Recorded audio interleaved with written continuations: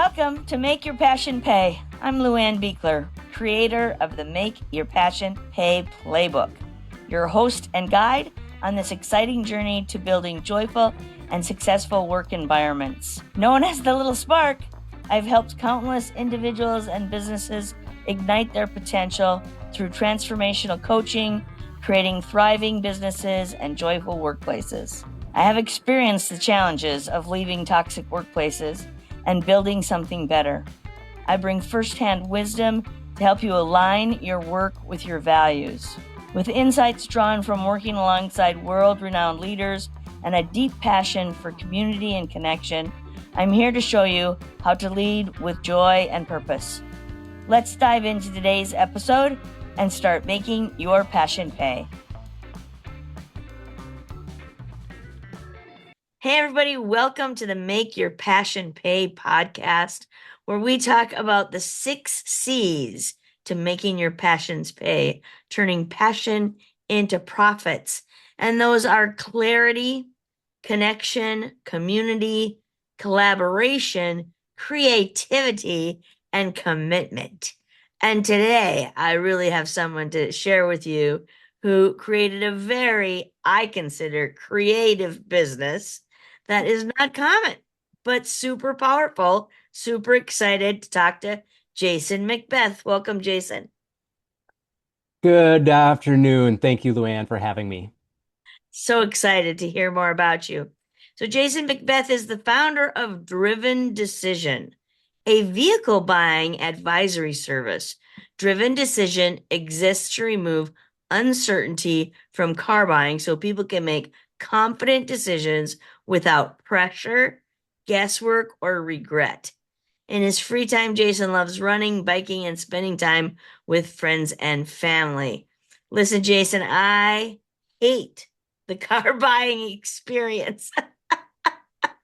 If I had a nickel for every time someone told me that on a daily basis, uh, I'd, Did I'd you have, hear that before you started your business? I did. I heard that often. And I'm one of those maybe crazy people who I love it. I love the process, and the hunt, and we'll get into this in a little bit more detail. But yes, I hear that very often. Yes, I have a brother that shops for me when I need it, at least has in the past, because I just avoid the process. hmm It's about as painful for me as taxes. But but Jason, how did you get into this work? What's your history? What led you here? Yeah, thanks for asking. My journey towards driven decision, I would say really began at a very young age. I've always been a car enthusiast, and that means that I've loved following the vehicle in the automotive industry. My dad and I have gone to the Twin Cities Auto Show every year since I was probably 4 or 5 years old, and that continues to this day. It's something that I've just always had a passion about, is following the industry, kind of paying attention to all the different makes and models, seeing what's new, what's different. And my journey to founding Driven Decision, I spent a lot of years in the corporate world, mostly in the healthcare industry. And in that industry, I spent a lot of time creating solutions to help people maintain and improve their health. What I really learned from that experience was that I loved helping people and just creating solutions to their challenges. In that example, with healthcare. Couple of years ago, I began my entrepreneurial journey and was trying to figure out how I could use that experience of loving to help people create solutions, and then thinking about my passion around vehicles and cars. For years, people have asked me questions when they're thinking about buying a car. They're asking my opinion. They're thinking about how can I help them. They're asking me for tips with the negotiation process or the financing, all the different elements of the car buying. And all of a sudden, a light bulb went off that I love helping people. I love cars. Let's bring these two things together. And that's really where Driven Decision was born. And that is the creativity, right? Like who'd have thunk that people would pay to get help to buy a car? But again, I know now that I know you exist, right? I would rather do that than go through that process myself ever again. So I say all the time on the podcast, right? You can get paid for doing anything if you're passionate about it and you're providing value to someone else. And there's usually someone else who wants to avoid whatever it is that you're good at, including buying cars. Crazy goodness. Absolutely. I think about it in lots of different lenses, and that's exactly what you're saying is that people do all kinds of different things, most of which you can do on your own. You mentioned taxes earlier, and all of us, we can do our own taxes. There's tools out there, there's YouTube videos, there's tutorials, there's great resources, but do you really want to? Or could you do it as efficiently or as effectively as a tax accountant or a CPA can do it for you? Most cases, no. Car buying is no different. That Right. you can do it on your own. Most of us have in the past. But wouldn't Yeah. you rather save the time, effort, stress, energy to do things that you love and trust someone else to help you just navigate that journey? There you go. Do what you do best and outsource the rest. Used to Absolutely. be one of my taglines. And one of my passions for my business is to surround myself with people who are experts in areas that I am not, Hmm. so that I can operate in my zone of genius as much as possible and be there. Absolutely. Hmm. So that is so, and I love the name, right? Driven Decision. It sounds like it could be a business coach until you know what it is. And then you go, oh, how clever. That's fantastic. But that's exactly what I am, is I'm a coach. I'm an advisor, True. helping you towards that decision on your vehicle purchase.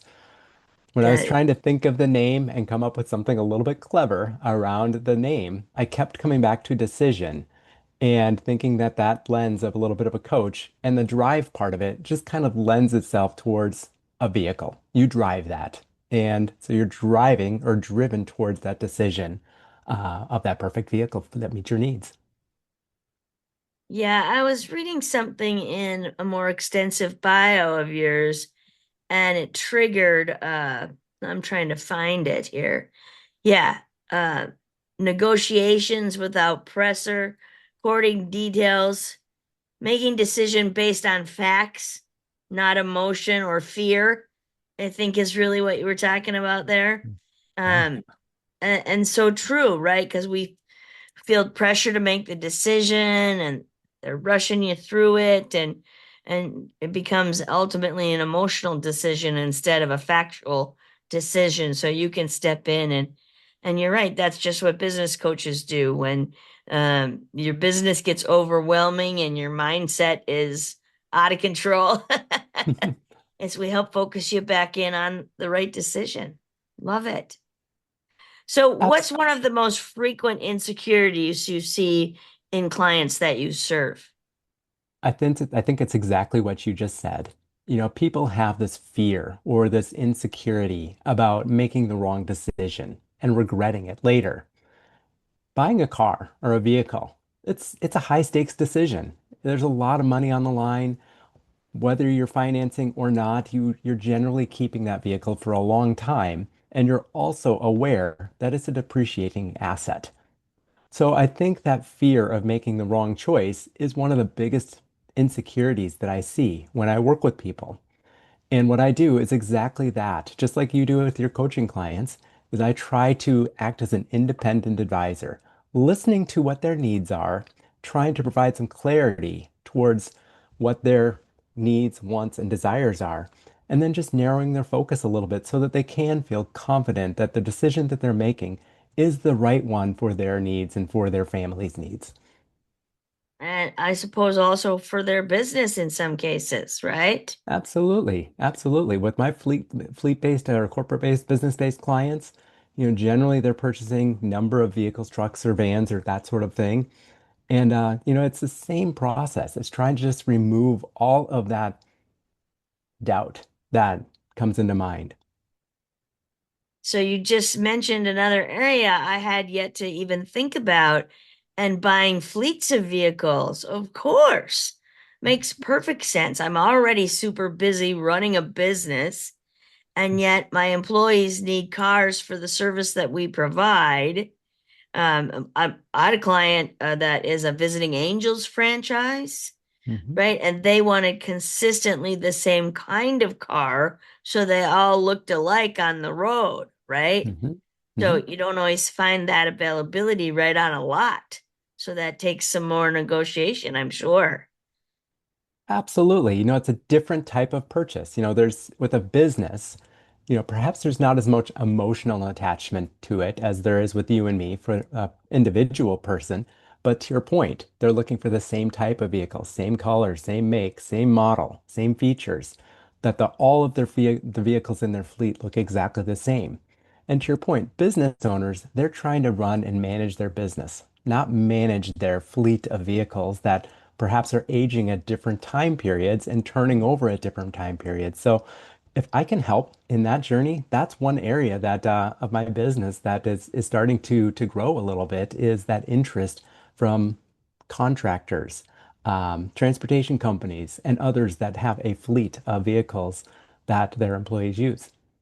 Which takes one more thing off their plate so Mhm. they can stay operating in their zone of genius and not be in the car buying process. I love that. That's so excellent. You said when people feel unsecure or overwhelmed in areas like finance or car buying, they providing them with practical steps can help them build confidence before making that decision. And again, that's what I see out there is lots of business owners who are overwhelmed, feeling unsure of the future, feeling stuck in some way, and need help to move, right? When we're stuck, we're literally not moving. Yes. Yeah. And so you build in that, you provide them that step-by-step process and build confidence. Absolutely. And I think it really comes down to a couple of things. We mentioned clarity a couple of times, is trying to think about clarifying what your objectives are, thinking about what your top 3 to 5 priorities are. And then that eliminates 80% of the noise that you're hearing out there or that you're putting and the pressure that you're putting on yourself. I think of other ways that you just limit the amount of time that you spend researching. Think about I'm going to spend 2 hours researching so I don't get overwhelmed by all of the different information that's out there. So I think it's, a couple of those things. Fear versus facts. We talked about that earlier also. And just Yeah. trying to separate those two. All of that just leads to that it helps solidify that clarity in what you're trying to do and get you unstuck. You know, you as a Yeah. coach, me as a coach for cars, we Right. both have that same objective. People get overwhelmed, they get paralyzed, they get stuck. And you and I come in and just try to help them get past that hurdle so that they Right. feel Most of confident. the time, it's getting out of fear or the monkey mind in their own head that's holding them back. Hmm. But that's indeed why we're here. And an outside third party can separate from the emotion and really look at the facts when sometimes Hmm. they get clouded by the Absolutely. individuals stuck in the middle of the mess or what have you, right? Yeah, so clarity is power. We say that all the time on the podcast as well. And thank you for emphasizing that in that moment, right? Getting clear on what your objectives are, what kind of fleet you want, what kind of car you want, right? And it Hmm. would seem to me too that high-powered executives as well don't have time to sit through this car buying process. And Hmm. so that's another target you could serve, where you do all the work for them, bring them the car, test drive it, and then go take care of the paperwork. Absolutely.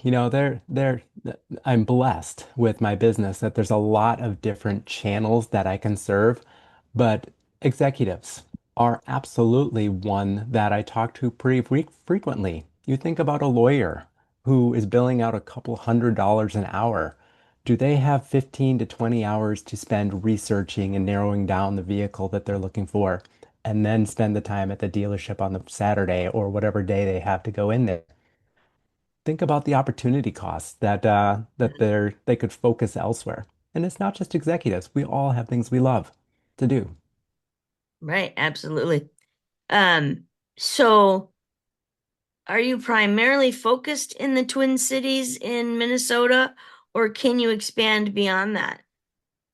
It's really both. I mean, I am based in the Twin Cities in the Minnesota area, southern Minnesota, Rochester, going up towards Duluth, western Wisconsin. Any of these areas that are, I think of probably within about 100 miles of the Twin Cities is fair game. Vehicles that are beyond that radius, absolutely, I can still serve. It's just a little bit different how we have to think about what are the steps that we need to take. If a vehicle is out in California, we're here in Minnesota, how do we get it here? What does it Mm, look like in terms of the evaluation? Because a test drive is going to be pretty difficult if that vehicle's in California. It's not impossible. So, right. yes, absolutely. I'm based here in the And Twin another Cities. angle, I don't even think about that you might be bringing a car from a distance away. Yeah, My but my son my son-in-law's in the car business. If you want to meet him, I'll introduce you. My son-in-law's in the car business, right? And when I bought my last car, he said, Luann, you pick out a car at any dealership and I can have it transferred to my dealership and sell Mhm. it to you. And I went, huh, I had no idea. Yeah. Yeah. Mhm. So what is the biggest myth you encounter in the car buying industry that other people have about it?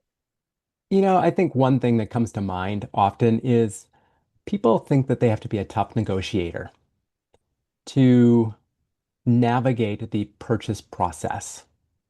It's not successful if you're not there for hours going back and forth with the sales manager. Um, Certainly that may have been true a number of years ago, that negotiation was a bigger piece of the experience.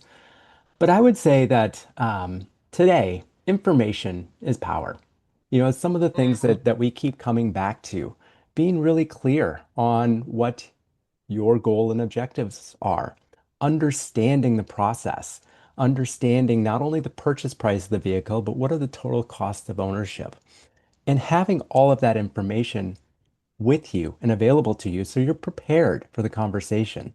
I think that's the opportunity now is not to think you have to out negotiate the Mm, salesperson.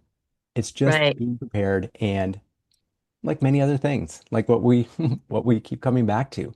It's being a almost a partner in the experience versus um, against one another. Yeah. But what you said earlier struck me. Information is power, is what you said.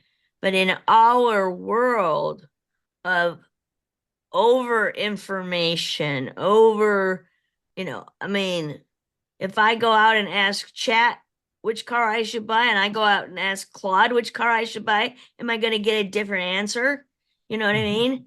And we're Yeah. people using their AI to help them make decisions. And I would much rather put my faith in an individual who knows the industry, who's sitting before me, talking to me, who hears from my heart what is my clear mission for purchasing a vehicle. What's my purpose for it? What will I use it for?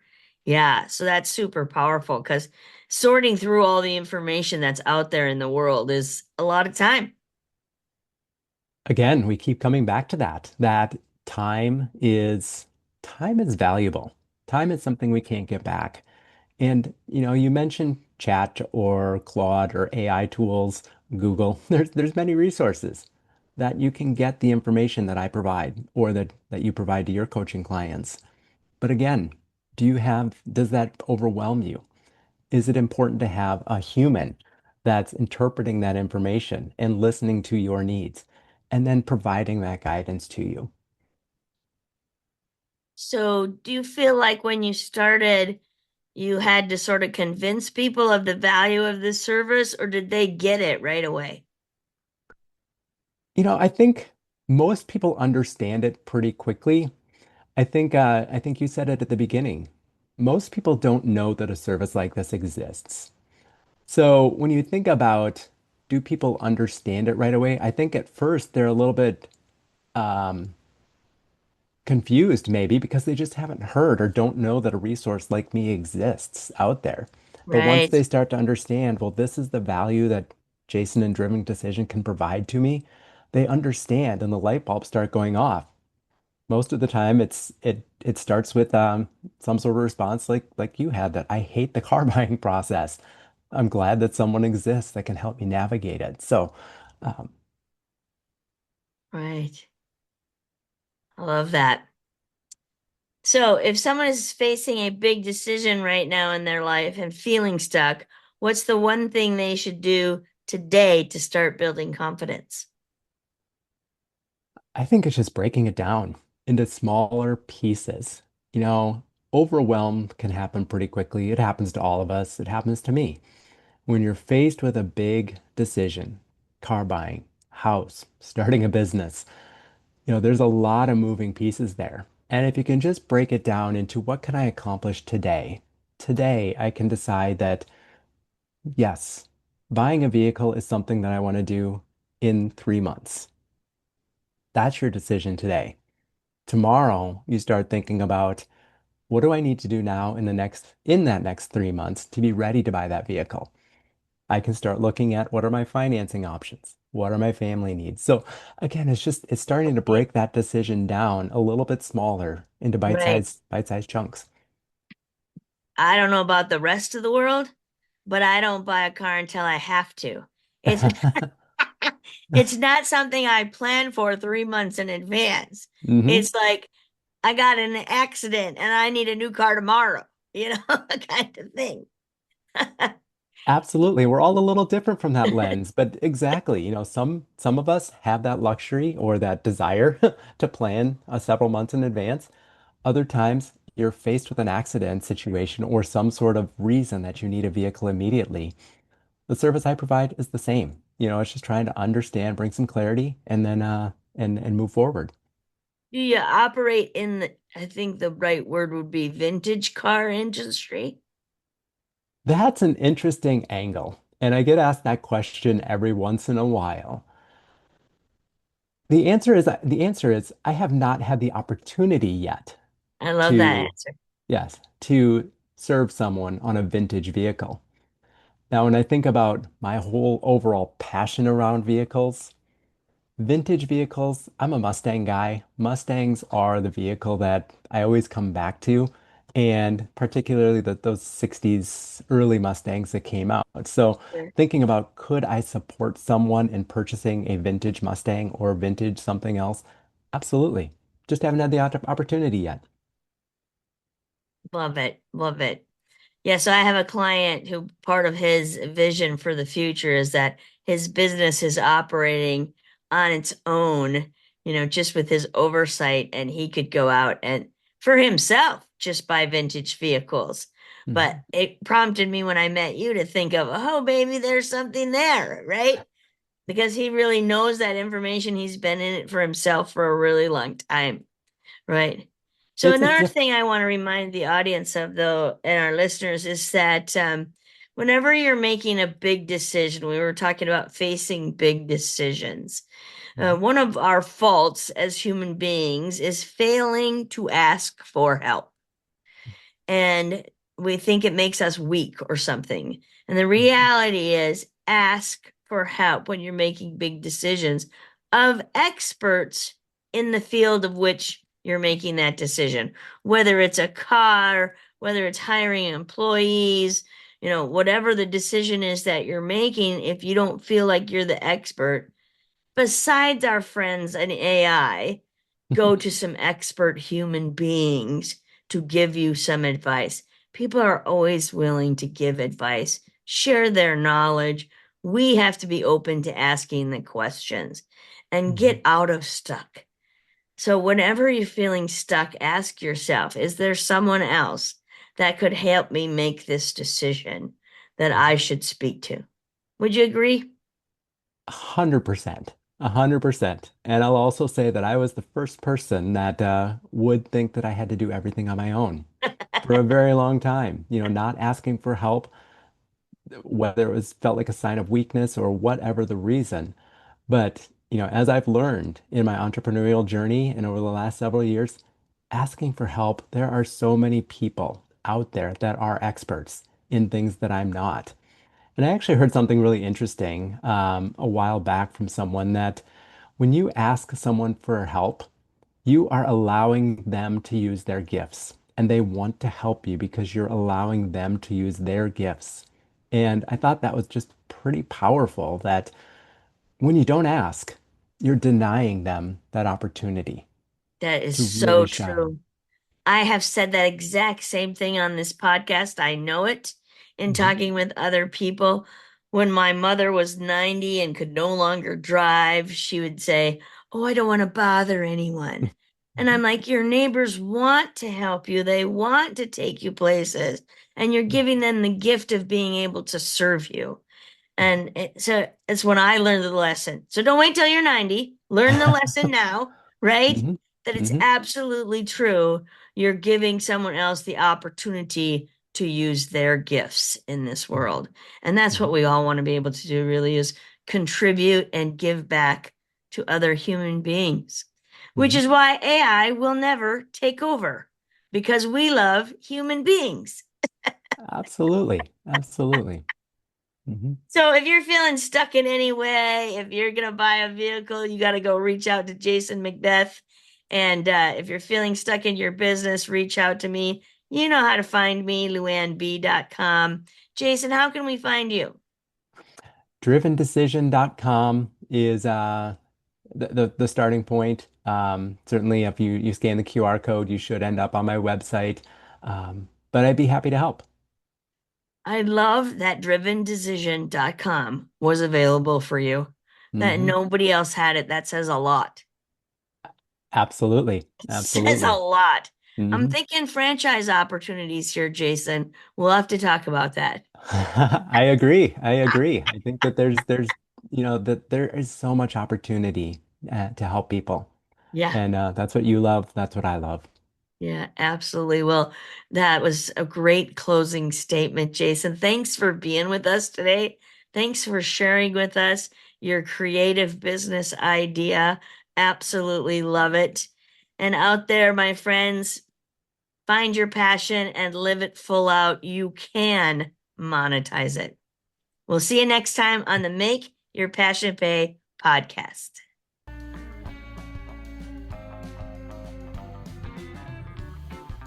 Hey, everybody, thank you for tuning in to Make Your Passion Pay.